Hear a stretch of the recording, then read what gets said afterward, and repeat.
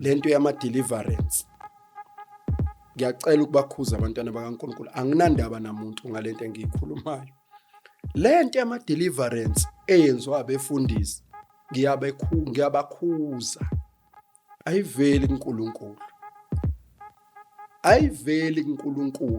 umuntu nje mayenza ipost ethi ngomhla kabani ngizobe ngenza ideliverance endaweni ethize ayikho eBhayibhelini sekuokunye lokho omunye wakwasikhuthuza ngapha eThekwini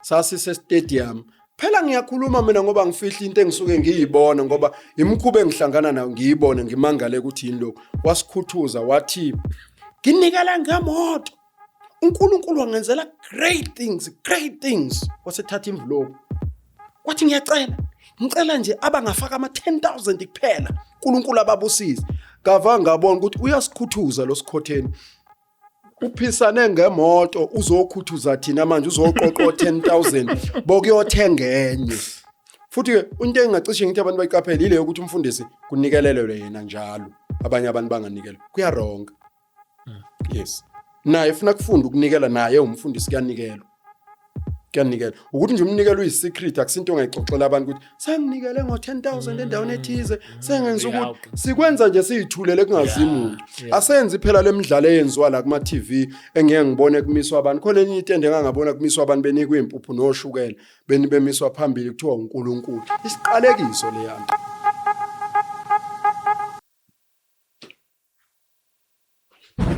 yo mfana kushaya stress ngithi ngizoqala episode but ngiyabona stress singibambile endlini kuphele yonke into kuphele ushukela imoto impela yepetrol ingane angazi ukuthi ngizoyinika imali yokukhera ngizoyithatha phi isimo siyabheda ndoda umuntu uzohola nini la yo yeah life doesn't wait for payday. That's why Jojo Finance offers fast affordable short-term loans from 100 rand upwards. Mfethu userious ngalento? Yeah, you simply provide your ID, latest payslip, and a 3-month bank statement. The approvals are quick, interest rates are low, and it's a simple process. Manje awusho mfana ba-registered bena singabathemba abantu kanje. Jojo Finance is NCR approved. So now what will happen, a credit assessment will take place to determine your approved credit limit from 100 rand upwards. The number results will be shared with you before any agreement. So mase batholakala kuphi abantu or mhlawumbe ngakhona ukubafonela? You can visit them on shop number 23 Brown Building, 10 Paul Kroger Street, Bombela, or call them on 079-875-3876. Ayabona lawa kalakathi ngiyabafonela. Mfethu ngidinga imali. Welcome to the Dover Show. Of course, I go by the name Christmas. You already know I'm doing the best show. Even James knows. Otherwise, on sound and camera, this thing is usual. I got my man James, and on my right, I got my man Ganda do one story at the time and one testimony at the time. If you're new to the channel, please subscribe, join the membership. Thank you so much to those who are joining the membership. We highly appreciate it. So thank you so much. Please join the membership and give thanks and like the episode, subscribe. Make sure you watch the episode until the end and you don't skip the ads. Thank you so much to those who are doing that. Thank you so much. This today episode, shout out to Jojo Finance. Thank you so much. Jojo Finance is money institute that is registered. So thank you to them. The advert was explaining at the beginning how it works. So shout out to Jojo Finance. Otherwise, James, how are you on Grace? We're on Grace. I love it. Especially got Tito. Hey. Yeah. Phethe umfundisi wami lana inkinga. Hey, umfundisi lo phela uyokutshela indaba zakho manje ngamthinti kabi. Phethe umfundisi wabo omkhulu namhlanje. Obeka indaba ihlale. Yeah, lona. Hey, umfundisi wami lo. Nice. Yeah. Siyakwamukela mfundisi. amen Hayi mfundisi ngisakhuza kuthiwa yini Chris naMasudi gaba mntanda hayi sekulungile nje mfundisi ngizoyithulela ngiyawaboleka bazali bangisiza kakhulu Oh singabe awubabongeke ukuthi bakuboleke. Ngiyabonga ngimothwala. Futhi siyakugebeka abangababongi. Wabazalwane omunye umzalwane uyayishiya nje mangithe ngizoya e-studio. Siyabonga kakhulu futhi sisejabula ukuba nawe. Otherwise yitata lithini ixesha ke ngoku. Ixesha likaYesu. Phethu kwamntana. Hayi. Siyabonga bamntana ukuzivakashela. It's always a pleasure. Siyabonga. Yeah. Siyabonga. Ubona uphethe incwadi namhlanje. Yeah, phethe incwadi yami iyodwa. Ngiphethe incwadi yami la ekhuluma ngobizo lwami. Sengibhalile, senesikhathi yona yaphuma. Awuyibeke kahle bamntanda abantu bezoyibona. Ibekwapi ke manje ibekwe kahle. Ngicela umnika. Ngithi ngokusoyikhona kanje. Yakhona ukuhlala. Ngiyibona. Yeah, khona izokhona ukuhlala.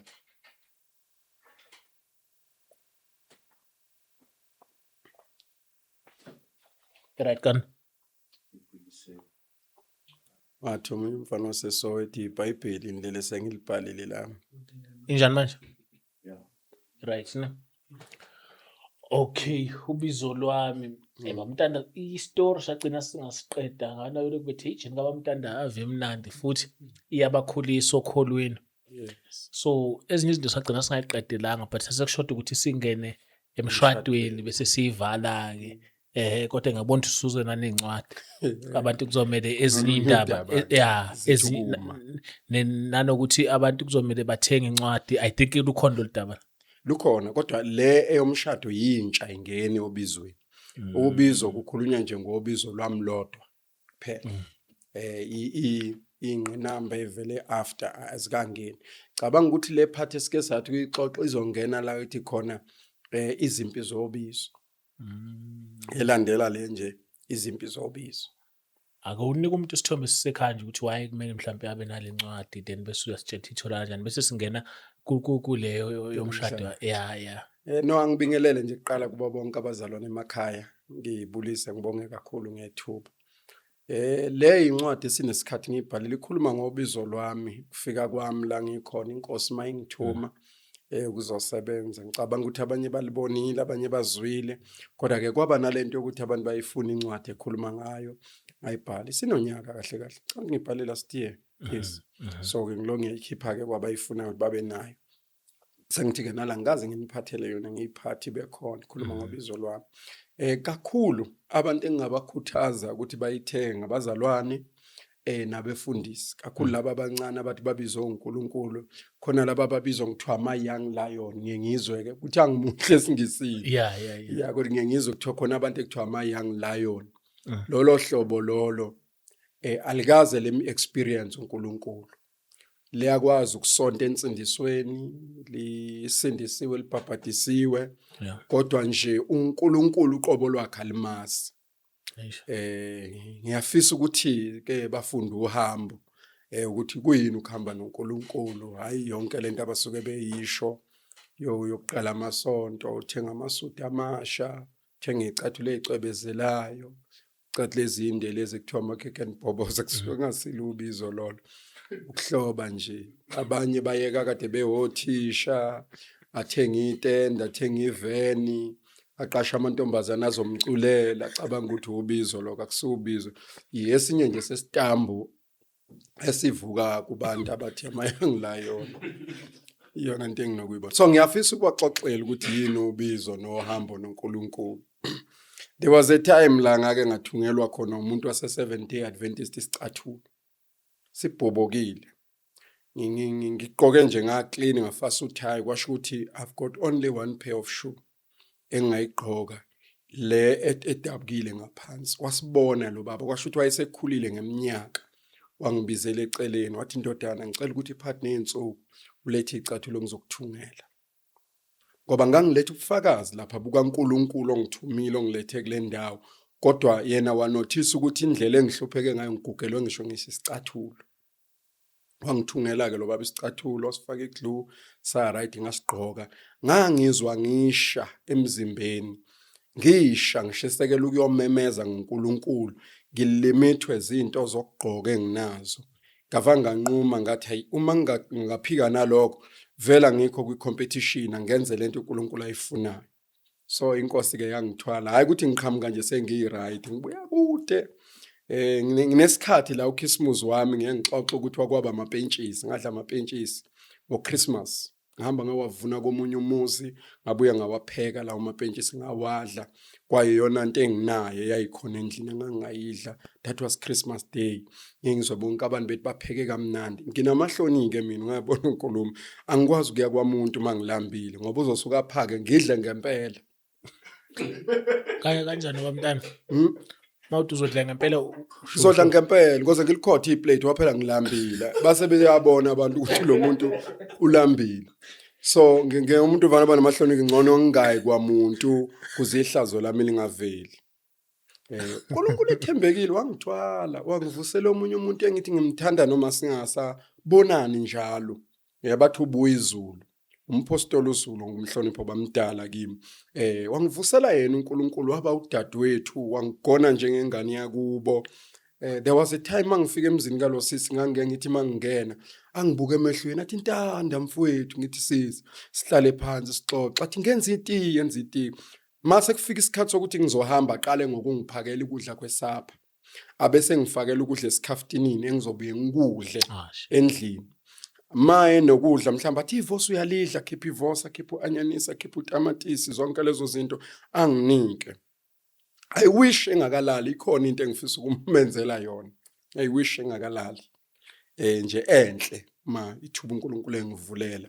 Uyena umuntu uNkulunkulu engingamlibala angenzela umusa ngaye wangithwala. Ngangokuthi ihlazo lami lixoxwa yimina akakaza atshele umuntu. Kaza atshele umuntu.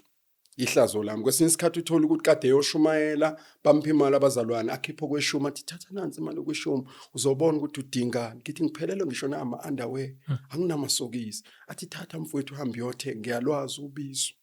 Hambe ke ngiyothenga lezo zinto. So la ngixoxa ngohambo lwami nokufika kwami la uNkulunkulu engiletha kulelizwe ngikulona. So le ncwadi nje ixoxa lokho ukuthi umuntu azazi ukuthi njengoba ethi ubizwe uNkulunkulu usho ukuthini. Ubaba ongizala ngevangeli bamadlalo wayengilekelela kakhulu, engifundisa ukuba strong. Ngangithi mangixoxa naye ngithi baba ngihluphekile lapha nginalo ukuthi athi ndodana wathi wena ubizwe uNkulunkulu awushongo ukuthi ubizwe yimini. Wathi uNkulunkulu mina ngakuxoxela ngokuza kwami kuphela enquthu ukuthi uNkulunkulu wathini. Kube khona umuntu othi la endlebeni yamlalele kahle, umlalelisise. Axoxe maye exoxa ukubizwa kwakhe ngiyibone ukuthi ngempela kangikweleti. Therefore fanele ngiye kuNkulunkulu ngiyomtshela uNkulunkulu ukuthi ngila uNkulunkulu wangithuma khona ngiswele yonke into. Ngiyakwazi mina ukuswela insipho uma kuthi umuntu uswela insipho eshumayela kuphela yonke into. Ngekho umuntu engammemeza ngimfonele ngimtshela ukuthi ngifunani. Kodwa ngibona uNkulunkulu ekwenza. Elina ngathi nje ngentabeni ekseni ngiyothandaza kwakhuluma nje izwi kimi ngingakawujumpa umgwaqo wathi lo muntu kimi uma ufika entabeni ngizokunikeza imali. Le mali uzokhipha kweshumi mawubuya la uzothola umuntu uzokulinda la lo muntu umnikeze imali yokweshumi kule mali engizokunika yona bese ngiyahamba ngentabeni. So la indleleni sengihamba ngifocus ephansi ngifuna ukubona ukuthi ngiyayithola ile mali ngingayitholi ngihambe ngiyothandaza ngiqede. Mangiqeda la ngidlule khona ngisaya entabeni ngiyifice khona imali. Hayi. Ngiyithatha imali ngiwela umgwaqo kuze nje omunye ubhuti wayegqoke nje blue suit la amasebenza avanaze kimi nje athi bhuti ngiyaxolisa mani ukuqonda kubo bonke abantu ngixakekile la ngicela ungiphi imali ayibize ngegama le mali ekumele ngiyikhiphe yokweshumi ngimnikezeke. Athi awuwazi ngani ukuthi ngizothi imali ngithi hayi ngivele ngitshela ukuthi ngikunikezele manje ngimnikezeke ngihambe ngendlini. Ngase ngikufunda ukusebenza kaNkulunkulu indlela asebenza ngayo ngilo ngiqhubeka ikhathi sengifundisini. I rejected abantu abebefika endlini bezongipha imali. Bengifonela ke befuna ukuzokhulekelwa bengitshela ukuthi bayebeza ukuthi umprofeti uba u2000 uba u4000 ukuthi akhulekele umuntu. So bacela ukubuza iaccount yami ukuze bangifakele imali bangibhuke bathethe angibhukhwa ungangifonela nje ungitshela ufuna ungibona nini ngisho ukuthi ngikhona nesikhathi ukukhulekela kuphela kodwa hayi imali. Sometimes uthola liphela usuku ngirejected 10000 ngabantu abawu5 ngiyidinga hayi ngoba ngingayidingi. Kodwa ngathola izwi likaNkulunkulu lele lithi uGehazi wamlandela umuntu wayenochoko wayothatha isipho kuyena ethe umprofeti angasithathi. Lithi iBhayibheli wathi mayebuya uchoko laloya muntu langena kuGehazi. So ke ngayifundisa ukungadli izinto ezibulala inceko. Eningi inceko zifa sezinoshukela, zifa sezinani, sezinezifo eziningi. Kuthiwa yini mfundisi? Yilezi imali abahambe bezidla zabantu abagulayo bekhuthuza abantu. Imali abayikhuthuza abantu abahluphekayo, bebathathela imali zabo mabezothukuza uNkulunkulu akwenzela into, nayi envelope ufaka imali engaka. Zonke leziqalekiso ezidedelwa yilabantu beyichitha zidliwe ibona ngokukhuthuza abantu. Kugule bona ke. Bafeke sebenalezo zifo emzimbeni. Uyashumayela nje pulpit usehlala namaphilisi la ebhodlelanyana lakhe BP, funela angashumayela xabalase ngoba isifo sizomqeda. Izinto abazenze ngeimali abayidlile zabantu ayengashongo uNkulunkulu ngaso. It's not wrong ukuthi umfundisi aphiwe imali, but it's wrong ukukhuthuza abantu. It's not wrong. Yadingeka, sebenzi kaNkulunkulu uyayidinga imali. Mina ngithi nje mangicabanga imali engispenda kupetrol kuphela ngenyanga, ngiyaspenda u10,000. Hayi. Ngitravela nje kuphela makuthiwa nje ngiyoshumayela 10,000 kuphela. I-trip eyodwa sengeke ngayenza ukusuka la eGoli ngidriver ngiya eMthatha ingikhoste 3,680 ukuya nje nokubuya kuphela. So ungacounta ke makuzophinde kuvele enye mhlawumbe ngidinge kuphi ngivele ngidinge kuphi. So imali ekhona it goes up to 10,000 imali engiyidingayo nje for petrol kuphela ukuthi nje ngibe no petrol ngikwazi ukuphuma ngene. Ngoba mina empilweni yami ngidinga izinto ezimbili ukuze ngibe right. Ngidinga uNkulunkulu ukuthi angondlela umndeni wami. Once uNkulunkulu wangondlela umndeni, ngiyawuflathela umndeni mina ngibheke ensimini. Ensimini ngidinga uNkulunkulu anginakekele kuphela ngezinto engizoyidinga. Qedile. Angidinge imali, angidinge lutho. Dinga nje imali elingana ukuthi ngikwazi ukusebenzisa uNkulunkulu nokuthi uNkulunkulu anakekele abantwana bami. Lapho ke ngisuke ngiyihappy ngalendlela. Akukho okunye ngisuke ngikudinga. Angifune kuba sigwili, ngifuna nje isibusiso sikaNkulunkulu ngiyiphilele. Iyona into ke yenzakalayo. So lokho kuyiloko engikubona uNkulunkulu ekwenza manje ukunginakekela. Kungigqokisa ukuthi ngiyembathe ngifihla umzimba mangiyoshumayela. Ngiyakuthokozela ukubona izingubo zami bethi zinhle. Angikaze mina ngithenga izingubo engifuna ukuthi zibe zinhle. Mina ngigqoka impahla ngoba ngivala umzimba nokuthi ngibe clean. Iyona into engisuke ngiyenza ukuthi bangaze bathi abantu bangishumayela bathi vele mawusindisiwe uyahlupheka uba nje. So ngibona uNkulunkulu ekelivala ihlazo lami engigqokisa engenza umuntu. Kodwa imvelaphi yami yonke ngiyibhalile la ubuhlungu engibuzwile. Njengoba ngisho ukuthi ngiyakwazi ukuxoshwa emzini omzalwane, ngixoshwa umzalwane engitshela ukuthi akasenayo indawo yokungigcina kwakhe. Ngicoshwe ungacoshwa umuntu wase12 apostoli ngayohlala kwakhe. Lokho akungenzanga abazonda abazalwane. Ngak-understand ukuthi uNkulunkulu wayengafuni ngidepende kubantu. Ngimbonge manje ngibona ukuthi lento uNkulunkulu ayengitshele yona ukuthi uzoyenza uyenza ngempela. Ngibuke mangiphuma ekhaya. Ngihlala ekhaya manje njengabantu bonke. Ngiyahlonishwa njengobaba ophuma emzini wakhe. Kodwa ngiyakwazi ukuthwala isaka lempahla ngingazi ukuthi ngiyofuna indawo kwabani. Ngiyakwazi ukuyoshumayela ngikhwica ibhluko ngaze ngalibeka la. Ngihamba nginqamlele emazolweni for 5 kilometers.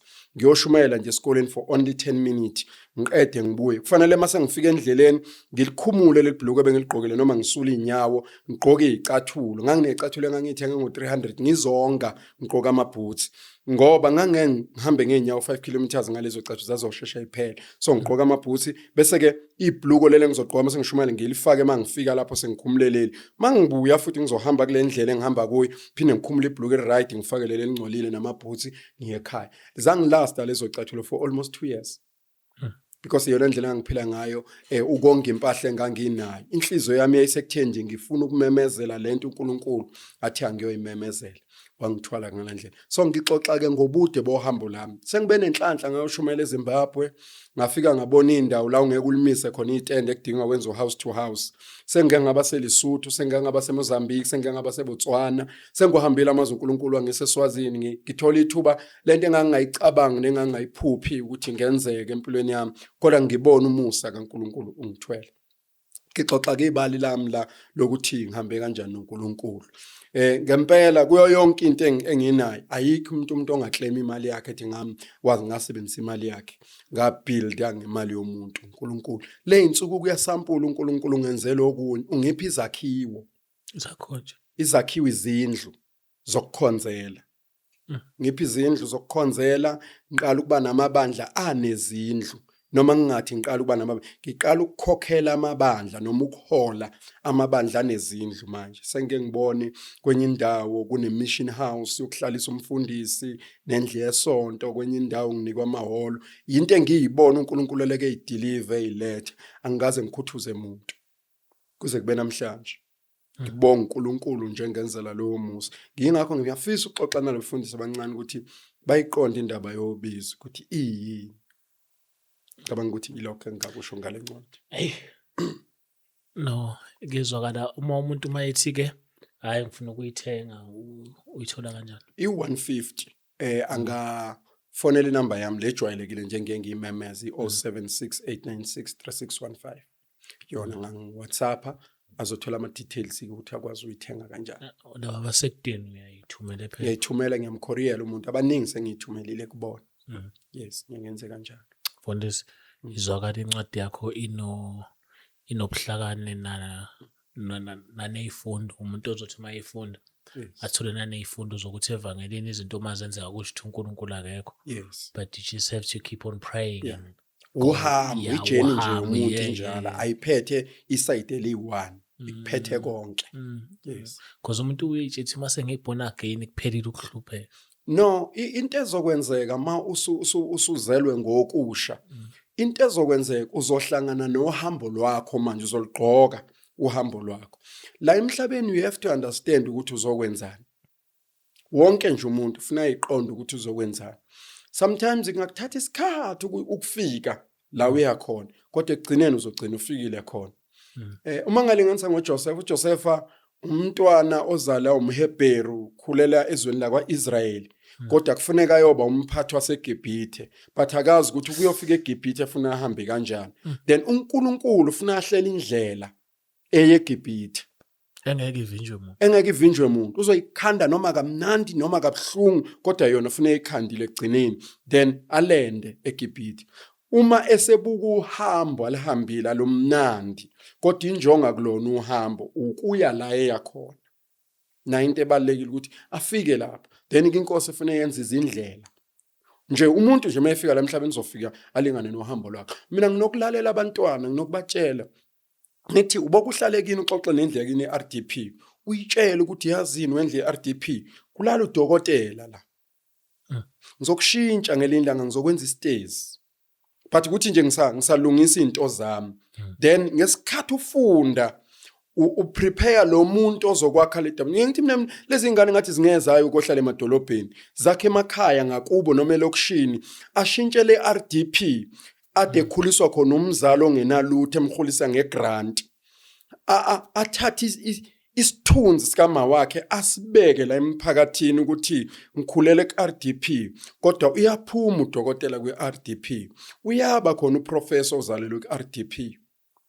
So uhambo lwakho liyakufika kufika isikhathi la lokufuna khona lukuthole. Luku makudinga lukuprune, lekuprune endleleni. Abantu baye bathi liyakuvuruvaya, likuvuruvaya, liyakupruna. Then uzokwazi ukuba strong. That is why uma umuntu esephethe isikole esewuprincipal sometimes uma uxoxa naye, ungamxoxela istory wena userious angabi serious yena ngaso. Uthisha omkhulu ngimtshelile nje lento akayithathanga serious. Why? There's a day la ungayohlala naye khona eoffice avala umnyango athi miss uyabona wena ungcono bamrape uma wakho ukuzuzalo. Mina owami umama mayengcwatshwa bengino 4 years eshone ethuneni. Wena wakho warape wazalwa wakhuliswa uyena wawumntwana werape. Mina owami ubaba usejele owabulala umama. Ngathi ngina 4 years kodwa ngingena umama emgodini ngisale ngiphila. Ngaphiliswa abantu abangenandaba nami ababengithatha noma kanjani. Kodwa uNkulunkulu azi ukuthi kuzoba umphathi wesikolo ngelinlanga azange liphele lelo phupho. Walisave uNkulunkulu lenza uNkulunkulu ukuthi abe nendlela yokuthi agcine efikile kube nothisha. Mayexoxela ukuthi ube uthisha kanjani sometimes kubabhlungu. Mina yilisten ngelinanga I was listening to stories kaBaba uNJ Sithole ethi waye uthisha hola 280 ngenyanga. Before abe yiphoyisa exoxa ukuthi indlela ababehlupheka ngayo noma wakhe belahlo baba wakhe uthi ngamnqumela umama ngamtshela ngathi ngizokondla. Uzoba umuntu ngelinanga mama wami ngizokondla. Waqala ngokuba uthisha ethola 208 wa end up eyiphoyisa. Kodwa ngizama ukusho ukuthi uhambo lwakho lukufuna luze lukuthole. It doesn't matter ukuthi ukhulelephi. Noma ungakhulu intandane, noma ungakhuliswa abantu abahluphekayo, noma ungakhulela endleni engathi yawa. Ngiyangithi amantombazane ungadayisi ubuntombi bakho uthi uzamela ukuthi ulalo udlile. Rather to suffer khona uzohlonishwa ngelinye ilanga. Wonke umuntu wesilisa ethi kumantombazane akhulelela endaweni engwabona ezidwedwe kuphela kwengane yakabani engakazi lalwe umuntu. Futhi lo bhuti oyishadayo unenhlanhla uthola umfazi ongakazi avulela omunye umuntu umzimba wakhe. Khona kuyinhlupheko, kuyibonke. Ekugcina ukuthi ngiyamdumisa uNkulunkulu ukuthi ngayiphatha kabi noma kusenhluphekeni. Nganginelungelo lonke lokuthi njengoba ngihlala le Randfontein bengekho abantu abangibonayo, ngangingenza noma yini. Kodwa ngamhlonipha uNkulunkulu wangithuma kule ndawo ukuthi angenzele umusa, sengithi ngidla ama benefit okubekezelela kwaNkulunkulu kule ndawo angithume kuyona. Ukubekezela kuyakhokha. Kuyakhokha and nako kuyabiza. Akusinjito elula kuyabiza kudla egazini lakho. Kunezinto omele uyiyeke usacrifice zona kuze uye la uyakhona. Bonke abasheshe bafika la bekhona basheshe babuyele futhi emuva. Indlela abafika ngayo. Kwathi nje xambu bafika la sebekhona then nokubuyela emuva kulula. Mawathwala kulula because once isithwalo sakho safuna into ethize ngeke uyi-afford ufune kubuyela emuva. Ayikho idouble up. Ayikho idouble up. Makufuneka umuntu ufana ufaka umuntu. Then isilwane masingamthola umuntu siyakutshela sizohamba. Mase sihamba sekufuna ubuyele emuva uyohlupheka. Ngoba wanqamlela into zakho wawuyinqamlela zishesha. That is why ke thina singenandaba nabantu abanjalo. There was a time la ngangafikelwa khona usisi wayesuka ePitoli ezonginikeza okweshumi ku400,000. Yes, ezonginikeza 400,000 ishumi ngayinqaba. Ngambuza nje umbuzo wokuqala ngiyakhumbula ukuthi umfundisi uNzama ngangifakazela wase-African Gospel saya naye le ntombazane. Nganqaba ngibuza ukuthi usisi noma umama. Wathi hayi nguMahadebe. Ngathi mina ushadile, wathi cha akashadile. Maye sichazela ukuthi unesikhathi esingakanani esindisiwe, close to 15 years esindisiwe, but unengane na 7 years. Ngathi mina pho ingane le uyithathephi? If wena una 15 years usindisiwe, then ingane le uyitholephi? Ngoba ukwazi ukuba uyovula imlenze usindisiwe ungaganile. Number 1 ngamtshela kuloko ukuthi okay, for that sake nje asime. Number 2 ngambuza ngathi usebenzaphi? Wachaza ukuthi usebenzaphi uclaimela abantu imali zakwaRafu. So mina njengoba ngizothola 400,000 okweshumi, yena uzothola 4 million. Ngathi kanti mina ngisona isidididi. Njengoba ngumfundisi nje ngisona isidididi. I know ukuthi ngeke uclaimela umuntu imali uthole 4 million ummeli. Ngeke kwenzeke. Ngeke kuze kwenzeke. Kusho lo muntu uthole emalini wena mawuzothola 4 million kwi-accident. Ngamtshela ngathi lutho. Wena ngamanye amazwi ukhuthuza abantu imali zabo. Ngamtshela ngathi ngondliwa uNkulunkulu mina. Ngacabanga ukuthi ngiyalamba, angilambi mina. Mina ngamizwa uNkulunkulu la. Mawungifica ngidla iparish namafutha, is part of my journey. Ngacabanga ukuthi ngiyalamba. Ngayinqaba ngathi angiyifuni. Ngeke ngize ngiyithathe leyo mali. Engithembisa ukuthi nje ngizoba right, yonke into yami izoba right. Ngayinqaba ngizange ngivume. Ngoba angizelanga imali, ngizela ukuzokwenza lento uNkulunkulu athi angiyise. Imali mangiyithola ngijabula ngalendlela ukuthi iyangilekelela kuze khona unkosikazi wami senesikhathi athi into oyicabanga kakhulu wena umsebenzi kaNkulunkulu. Ngicabanga nje manje kwafika imali ngicabanga uNkulunkulu nomsebenzi wakhe. Yona into nje eduma kakhulu ekhanda lami. Make nje kwafika imali, uyazi umkami uzogcwalisa imoto ifull tank emshethe ngiyomemeza endaweni ethize manje. Sabe ngiphila abazalwane imali. Kuduma uNkulunkulu. Iyona into angibizela yona. Noma ungangibeka emncwabeni kuyafana mina kuduma uNkulunkulu kufa umuntu. Noma ungahlanganisa umndeni wami kufiwe kuduma uNkulunkulu nje ekhanda lami. Into esuke ngicabanga ukuthi naba abantu sebegcwele emncwabeni angibeka uNkulunkulu njengoba enjalo kulabo abantu. Ngifakaza ngisho kugcwele ifamily ukuthi ngibonga uJesu owangikhulula eqalekisweni zomndeni. Wangenza umuntu. Uyena ongithwele kuze kube namhlanje. Kuduma uNkulunkulu. Ayikho into mangiphe nje imali ngicabanga uNkulunkulu lento zakhe mina. Mangeke ngazo nje kuthiwa dayisa isite endaweni ethize, cabanga ukuthi ngifanele ngiyokwakha lapha, ngifuna ngokwakha umkhukhu labazana bezokhonzela khona noma ngiyokwakha indlu yesonto lapha. Mangingathola imali ngicabanga uNkulunkulu. Ngibe ngigcina sengithi hayi nkosikazi yakho le nedingo zakho zala ekhaya kungaqhubeka ke wenza izinto sasekhaya. Kodwa into yokuqala nje ngizele emhlabeni engibhizi ngayo uNkulunkulu nje nomsebenzi wakhe. Mase ngiqedile ke ngizobe sengiyahamba ke bathatha umzimba lo bawufake ekasini zizokwazi kuma yibungu lapha phansi. ngoba sengiqedile umsebenzi enguzela akukho nje okunye ngikwenzayo ingakho mina ngingenasikhathi sokudlala ngevangeli ngoba angishare ivangeli mhlambe nomsebenzi wokuba yiphoyisa noma mhlambe ukuba yisecurity. This is a full time job kimi. Ukubona nje abantu ngicabanga indaba kaNkuluNkulu nalabantu ayikho into emhlabeni ngicabangayo mangibona umfundisi bheda ukuthi angikhale ngoba uthatha into engazi kahle kamhlophe mina ukuthi yifa lama lebandla lela kusiyonto okudlala la dlala ngayo kusiyonto okudlala kimi then phila leyo mpilo. Hayi bengithi sizoqedela ijeni yakho but hey sesingabe sesiyayona. Empeleni mhlambe bengicela namhlanje ijeni yami bazalwane bangixolele Yeah. ngiqhubeke nayo mhlambe soyiplanela Isikhathi yeah. nginezinto eziphuthumayo ezingiphoqela ukuthi ngize engifisa ukusizakala kuzona. Njoba ngithi sengihambe esigabeni sokwakha manje sengiyakha. Angakho umuzi uNkulunkulu unginikile ngakho indawo la manje kukhonza khona abantwana bakaNkulunkulu. Ngangingazi ukuthi kuzohamba kufike kuleso sigaba. Yes. Ngine mission house esikhona ayinampahla phakathi. Le mission ngifuna kube imnembhede, i-dining room suite, whatever abazalwane bangangipha kona, ama kitchen izitsha. Ngifisa abazalwane bangilekelele ngalezo zinto. Leli khaya liyikhaya labazalwane ukuthi mabezothandaza eRandfontein bafikele khona. Othi nje ngifuna eRandfontein ngizothandaza, ngifuna afikele kulendlu angena vale athandaza mayefuna ukwenza itiye akukho lutho kuzobe kumhlanganisa nomuzi wami. Kofikela nje la emission.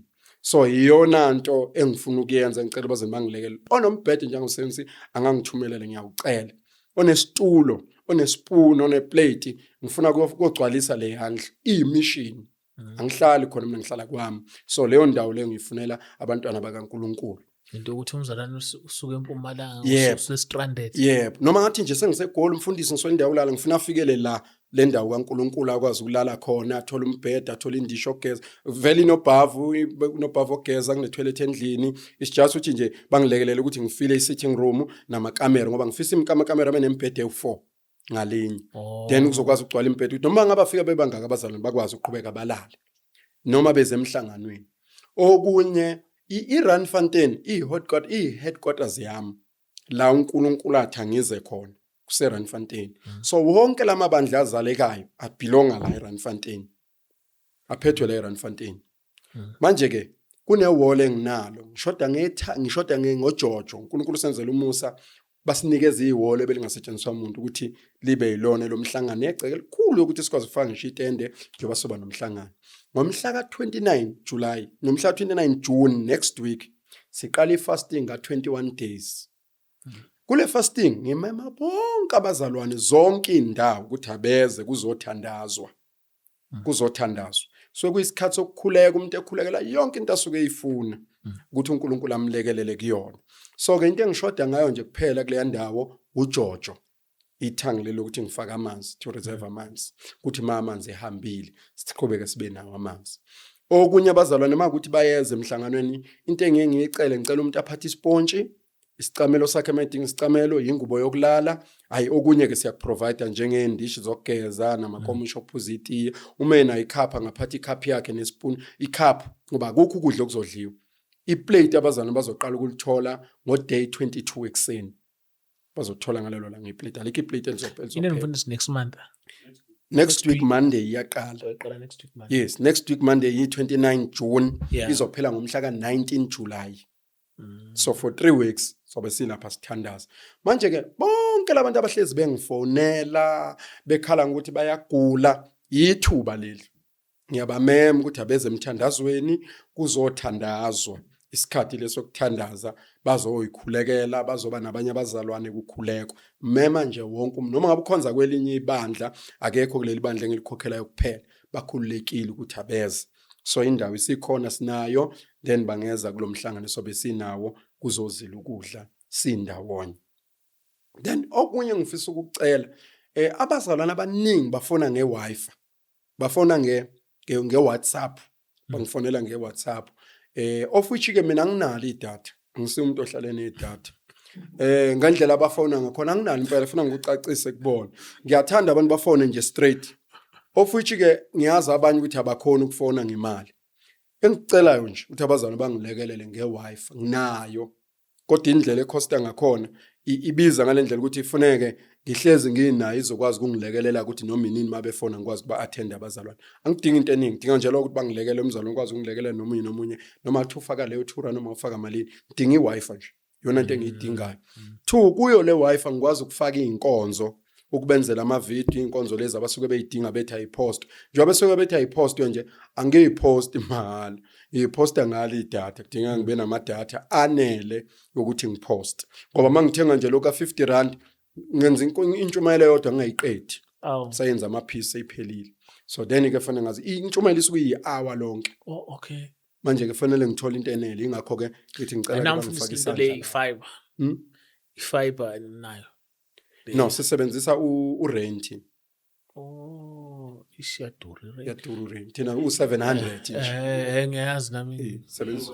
the no ayikho ivumo sebenzisa urent uyena ke o unlimited esikwazi kumsebenzisa kosilekelelana kulezo zinto nje ngicela ukuthi abazali bami engangilekelela kuzona kungaba lula ukusebenza kwami nabo nokuthi ke enye into eyenzakalayo thina sinawo ama branch endaweni eziningi kodwa mancane abanye aba understand khonzelwa kwamuntu uthola abazali bawu4 bakhonzela kulelo khaya kwenye indawo uthola abazalwane bakhonzela eklasini nje angibale nje kusukela eThekwini sinabo abazalwane abakhona abazali babe Verelem sinabo abazali base Verelem ibranch enye besakhala ukuthi siyoyivula eyasemlazi abazali bebekhalela ukuthi sibe khona eMlazi kuba abazalwane eMthatha sinalo ibandla khona sinebandla eCape Town njengoba ngifika nje ngibuye eMthatha kade ngiyokhonza khona ebandleni lakhona eTzanini sinabazalwane khona laba batsonga nje sinabo abazalwane abakhona ngapha eMarikana sinabazalwane abahlala khona la ekhaya eRandfontein sine mother assembly khona eyiyona ezimini ephethe wonke lamabandla la ngisebenzela khona into zami isikhathi esiningi so maningi ayazaleka nje kanjalo indawo ngeendawo amanye sesibatshela abazalwane ukuthi qalani ukukhonza lapho la nikhona then sihambe siyobabona kule weekend nje siye eNquthu okay Fana sibe senquthu siyobhabhatisa abanye abazalwane khona then sizobe sibamba imvuselelo yezinsuku ezimbalwa cishe 4 days bese siyabuya then bese siphuthuma size emhlanganweni ke futhi so yilokho engacishe ngisho ukuthi nje okubalekile enginakho kulezi zinto yilokho esikudingayo sikudingela ukuthi kube lula ukukhonza nazi ipontshe siyayidinga umzalwane uthanda ukunikela ngepontshe ukuthi ihlale zikhona singakuthokozela nalokho zisiza ukuthi ma abantu beze emhlanganweni bafikele khona ekhaya lami akufikelwa khona cha kufikelwe ekhaya lami ekhaya lapha kwamele izingane zami alihlangene nenkonzo elengane zami angifuni idisturbeke ngithanda nje ziphilela impilo yazo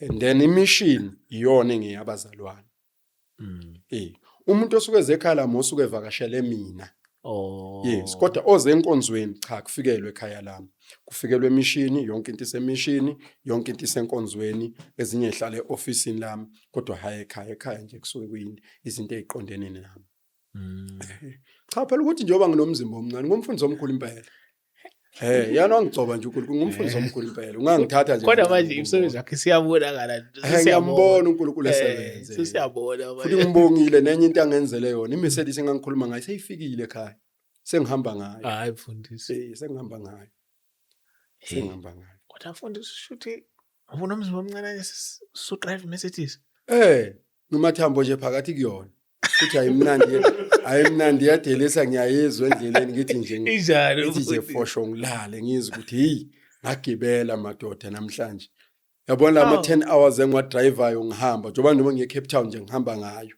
imoto kaNkulunkulu wami eyokuthi nje ngiphuthumisa ivangeli njengoba ngangisho nje kunini ukuthi mangingathola nje into ethi nje vinge speed ayiyona leyana i-comfortable right amafastero case mfowethu ngiyalala nje ngithi ngibeka unyawo futhi automatic ngilithatha ivangeli ngilithumela ngangisho njalo uNkulunkulu ngathi ngifuna into enje ngithi vuvu ingithathe ngipause hayi leni yenza leyo nto leyo lento engayicela uNkulunkulu yenza lo sikhona sikhona hayi so ke ngibonga uNkulunkulu ke ngomsebenzi wakhe ilokho nje bengafisa ukucela kubazalwane leyo yomshado hayi so iqedela idinga isikhathi inendaba singayifaki nale okunye ngicela ukuthi nje ke sithi ukuthi jump kancane okukhona ngicela ukukhuza abazalwane khona into ephumayo endleleni engiyibona ukuthi iyanda lento yama deliverance. Ngiyacela ukubakhuza abantwana bakaNkulunkulu, anginandaba namuntu ngalento engiyikhulumayo. Lento yama deliverance eyenziwa abefundisi ngiyabakhuza.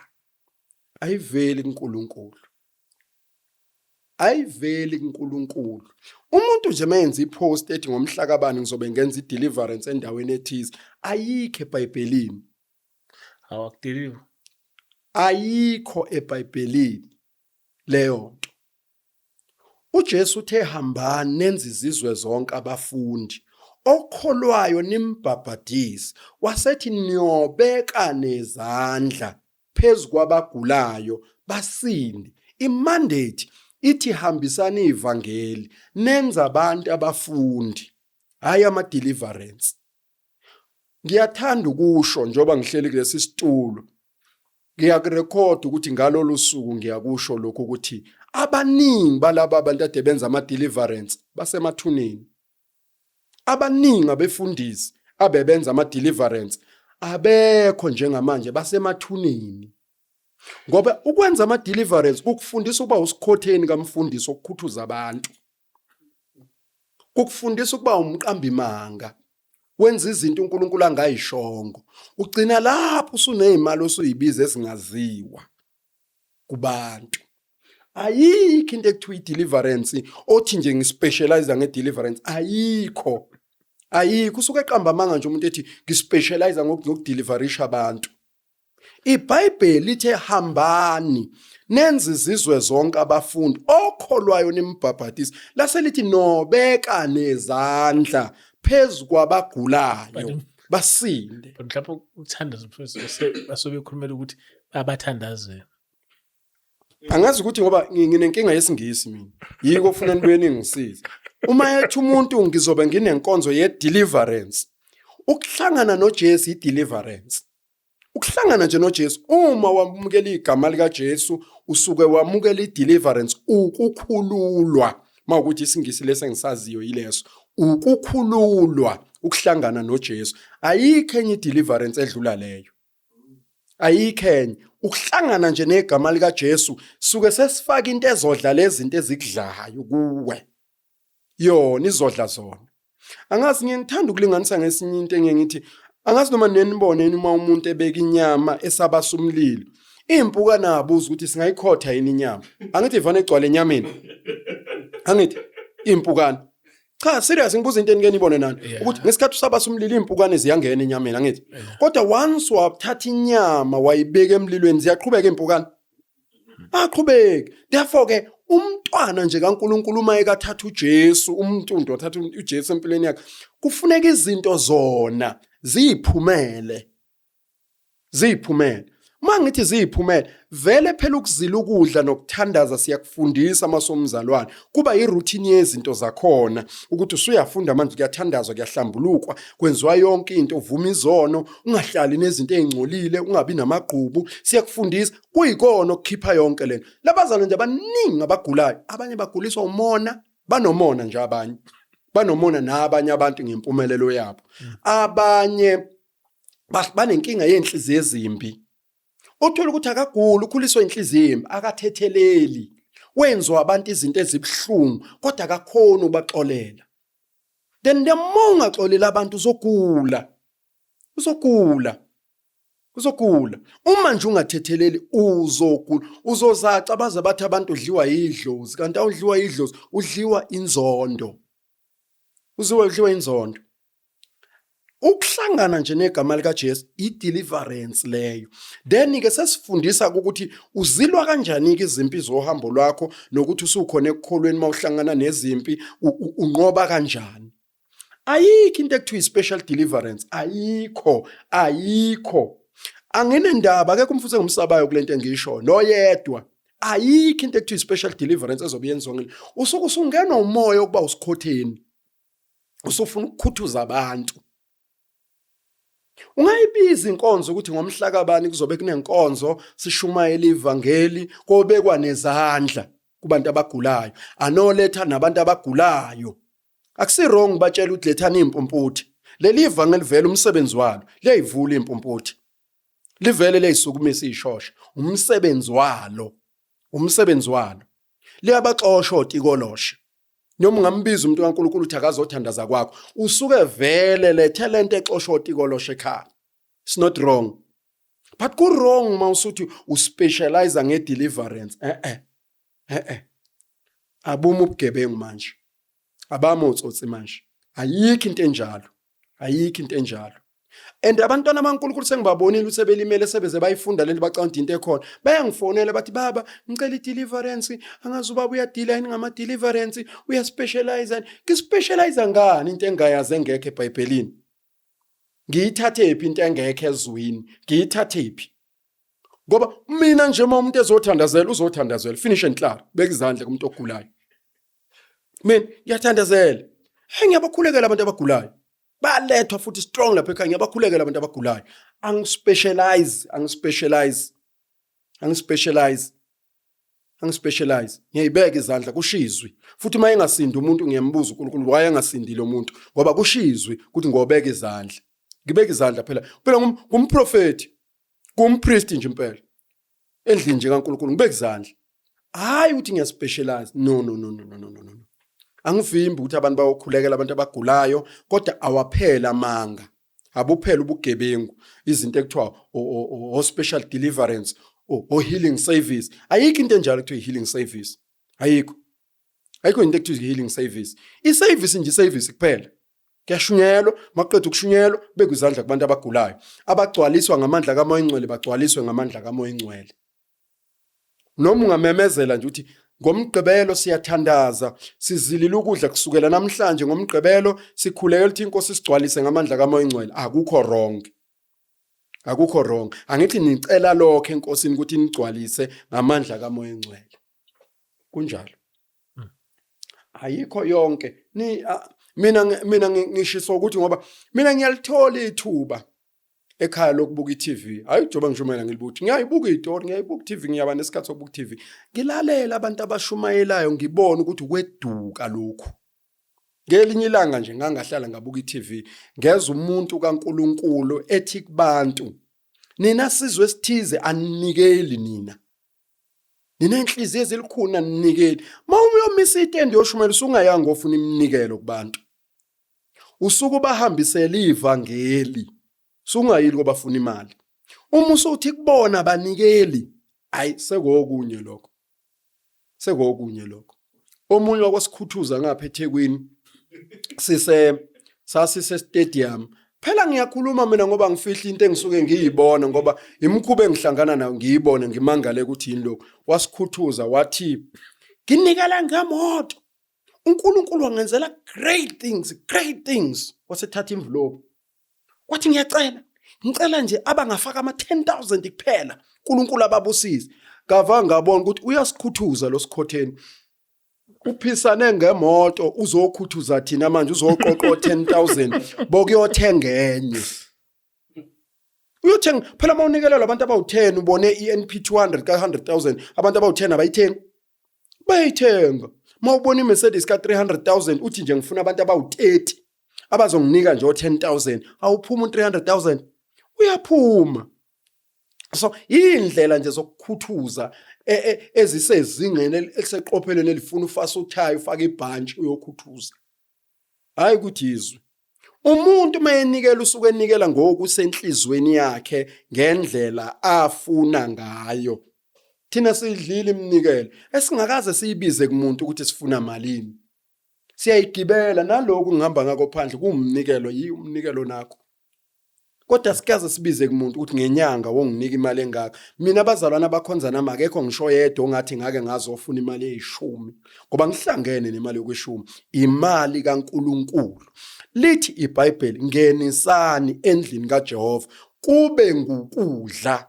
Mina ngidla sekukhona. Mina nomfelokazi nentandane nomhambuma labo bantu sidla nabo imali kaNkulunkulu. Denika intandane uma kukhona oyilekelelayo ngiye ngibese ngikhululeka ukuthi hayi le ntandane ke kusho ukuthi ayisangidingi ngoba naku sekhona umzalwane osengisiza noma uhulumeni uyayinika imali ethize. Izalukwazi lithi iBhayibheli akube umfelokazi ongenabani.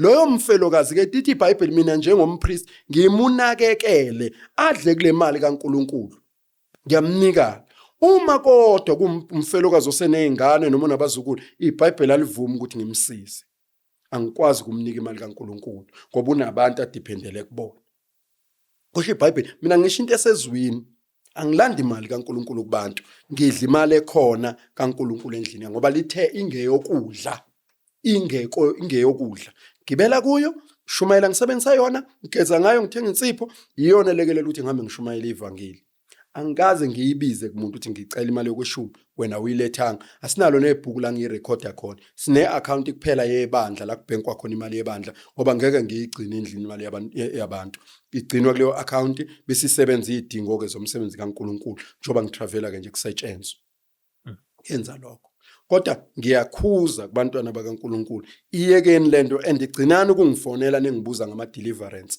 angikwenza ama deliverance uma ufuna i-deliverance ufonela mina ngikuvalisa amehlo vala amehlo nawuqeda ukuvala amehlo ngithi shona lomthandazo emva kwami wothi inkosi Jesu ngiyakwamukela i-deliverance leyo ngiyakwamukela Jesu namhlanje ngivuma igama lakho ngifuna ukukulandela empilweni yami bese sithandaza sengiqedile ke nge-deliverance nawo ama deliverance engithunywe ukuthi ngihambe ngiwenze ukuthi abantu abakhululwe emimoyeni banamathele egameni lika Jesu akukho okunye anginandaba ke noma kungavela abaprofeti bathi lento ebengisho bengibhede mina ngikhuluma into esezwini angiyithathi into engekho ezwini angiyithathi nje qobo kunjengalo dade nje ade nimfuyile kulezi insuku kade efika lo khuluma ukuthi igama lika Jesu lika Satan mina ngiyithathi into engekho ezwini noma ingakhulunywa umuntu athi bebeqabulana noNkulunkulu ebusuku bemunyana noNkulunkulu wasemnikeza wamtshela ukuthi ke ningalibiza igama lika Jesu ngizoqhubeka ngilibiza mali sesezwini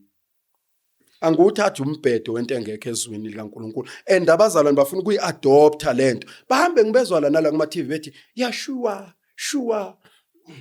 uthi niyithatha phi yonke lento mina ngomzulu ngokobuzwe ngumzulu igama nje engilaziyo lithi Jesu ama Muslim noma ama Islam laba kuthiwa amaSulumane banendlela uJesu abambiza ngayo ngoba ulimi lakuba luthi uyoshua hayi thina futhi angisoma iHebheru mina noma ngaza neBhayibheli leHebheru mina ngazi abantu abafebayo abaphuwa bafunda iBhayibheli leHebheru ngazi abefundisa abakhwela izingane zabantu abafunda iBhayibheli leHebheru abangakazi bakuphilizwi befundisa iHebheru bethi iHebheru sasithi akusho lutho ukwazi iHebheru impilo ehlanzekile efunakalayo uma umntwana kaNkuluNkulu phela ayikho enye into esuke ifuneka impilo eclean ehlanzekile efakazela izwi noma ngabe umbiza ngoYoshua noma umbiza ngoJesu kusezwini lokho engikhuluma ngakho babodwa kuphela abantu abangangisa enkantolo futhi ngiswenke ngiconse mangiyoma nabo ama-wash tower kuphela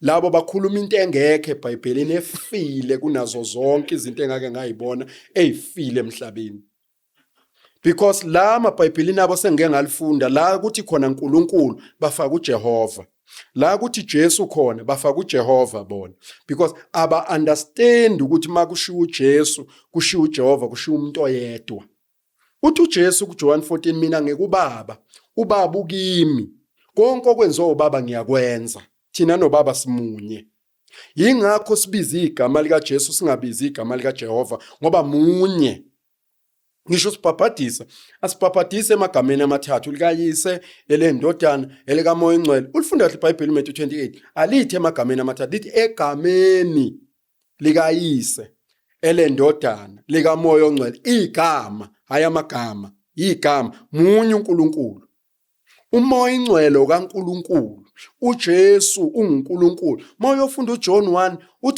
uthi ulizwi wayekhona eqaleni wakha phakathi kwenyama wayenguNkulunkulu ekuNkulunkulu akuvelanga lutho ngaphandle kwakhe ngakho ke izwi likaNkulunkulu ngiyacela abazalwane babuyele ezwini bathathe izwi benzizwi bayeke imkhuba yabantu abalambile abahambe bebakhuthuza bese bethi kusho uNkulunkulu ngiyacela nje lokho ikona engifisa ukweluleka ngaka abazalwane ukuthi ngiyacela baqaphele akukho ngoba kungekho ezwini angikusho lokho uka-appreciate ukuthi ninenceke nisevayo kusezwini lithi iBhayibheli nibanake laba abanondla ngokomoya nibakhathalele nibabheke So uma abazali decide ukuthengela umfundisi imoto, it's not wrong. Kukhona ubaba onokusho la ogulayo ekuthiwa umbatha wakuleli isonto ekuthiwa iChurch of Christ.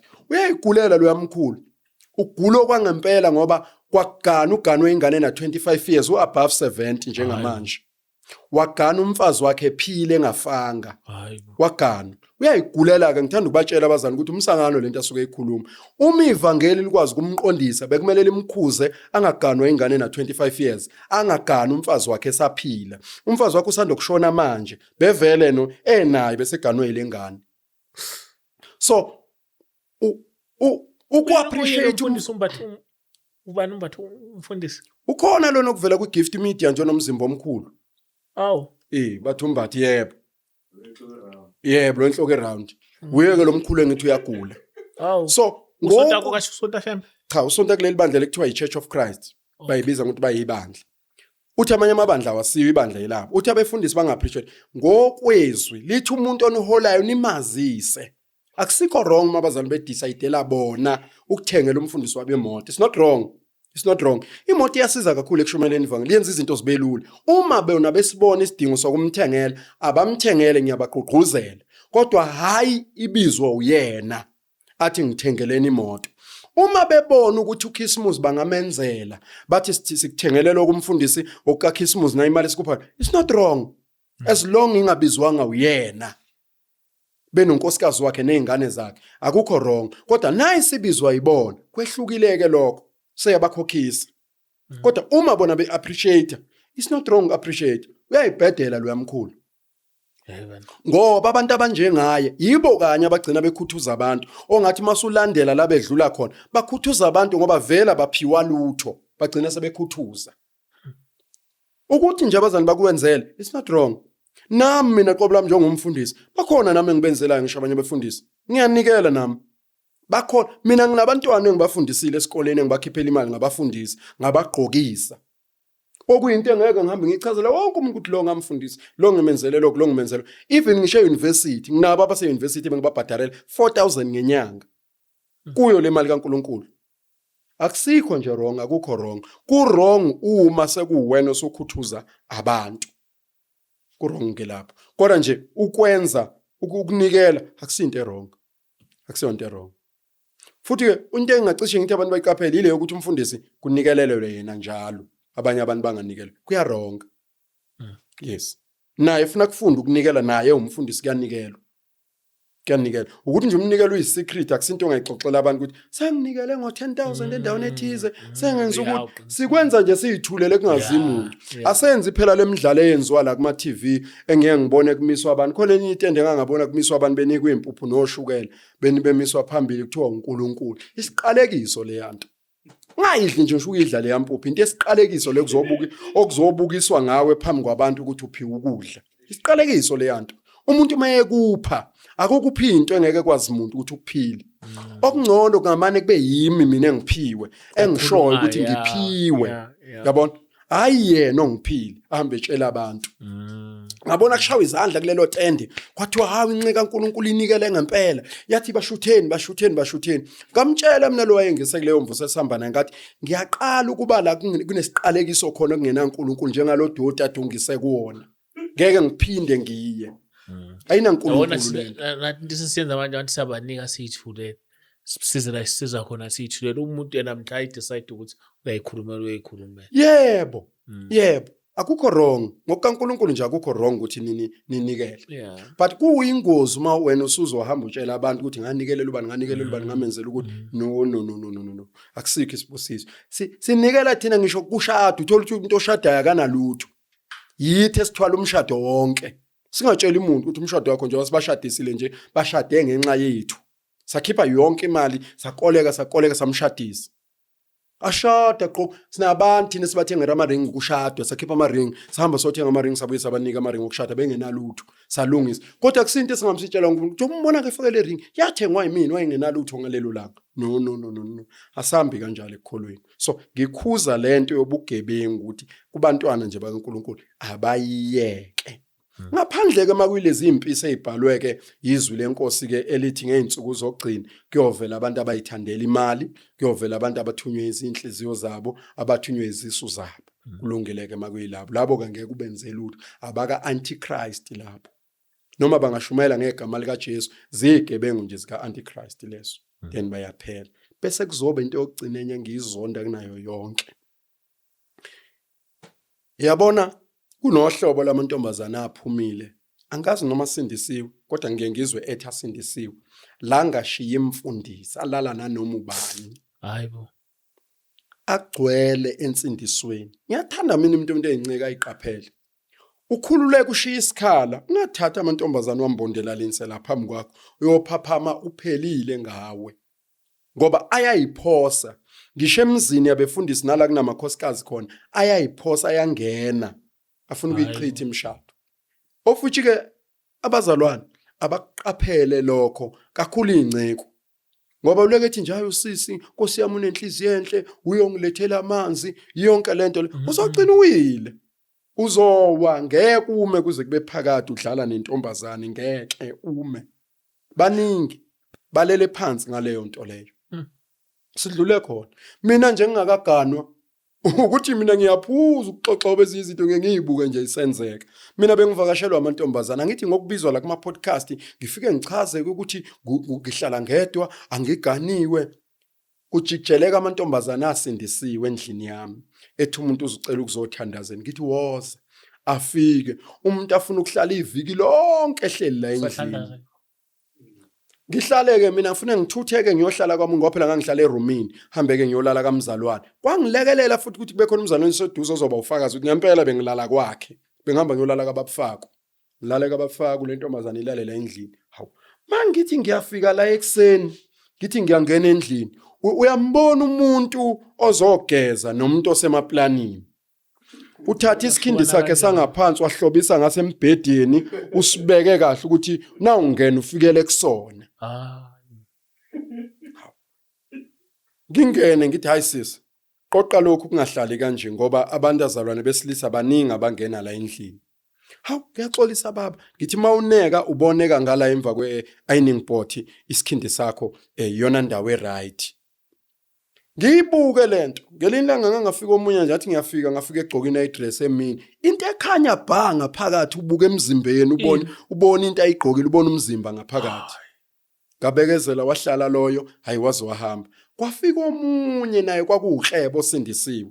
Wafika wangitshela naye efika wathi angikaze ngilale nomuntu wesilisa ngilo ngayinikela kuJesu ngisindisiwe kodwa nginenkinga eyodwa yokuthi ngiyamasturbate.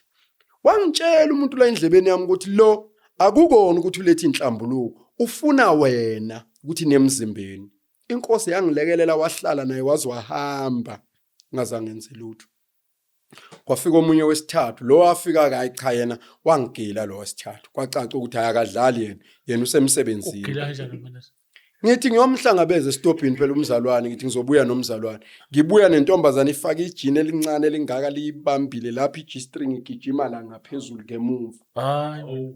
Mangizothatha isikhwama ngithi hey umzalwane ozohlangana nami kuzothiwa nje nasestradini la ngihlala khona ubuye nentombi babantanda namhlanje. Ngathi ngena nje ubaba la ngihlala khona wathi mfundisi ungangenza isilima bonke laba abanye bebefika abazalwane lo intombi yakho le. Wathi nje le intombi yakho angaze mina kubazalwane basendisiwe bakho abahleli befika angaze ngibone intombazane egqoke kanje mina. Athi hayi baba kungenzeka ukuthi akayinikele kuJesu uzophenduka.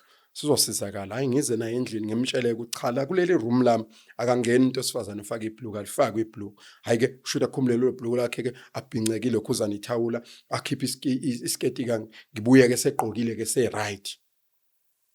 Nini njoba ngilala kamzalwane ngithi nini ngiyafika ekseni hey umuntu ugqokile egini uyaneka uneka impahla zami lapha ecingweni uyahlaba ngamapex akasahleki ubaba la kulomuzi la ngihlala khona uthi mfundisi thina zona izingane edlala wena intombi yakho le igqokile egini iyakhanya bhanga phakathi ubuka iphinta lifakile linamachafachafu uyabona nje ukuthi hey umhlola lo Mfundisi. Lokwadinga ngimcela impela ngathi hayi sisi ngicela siye endlini ngafika ngamtshela ngathi hayi sisi ngeke salunga ukuthi ulalela endlini namhlanje ngicela uhambe ngeke ngikwazi ngikukhuza ufaka ujini namhlanje ufakele egini wonke umuntu ola ebaleni ubuka nje idombolo kuwe wonke umuntu uthi mina umuntu odla lapho awubona uhambe ngamxosha ke impela loyo Ngiyambonga uNkulunkulu ukuthi wangilekelela kuleyo nto. Ha, mina nala iSoweto ngengaba nentombi nje uMiss.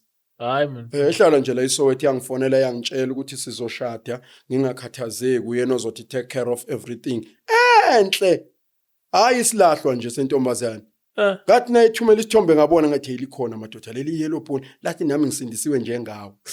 Sizoshada. Ngathi manje uzongilobola yini ngoba phela anginalutho mina. Mina ngiyayishumayelela ngixakekele wathi ngeke sihlupheke.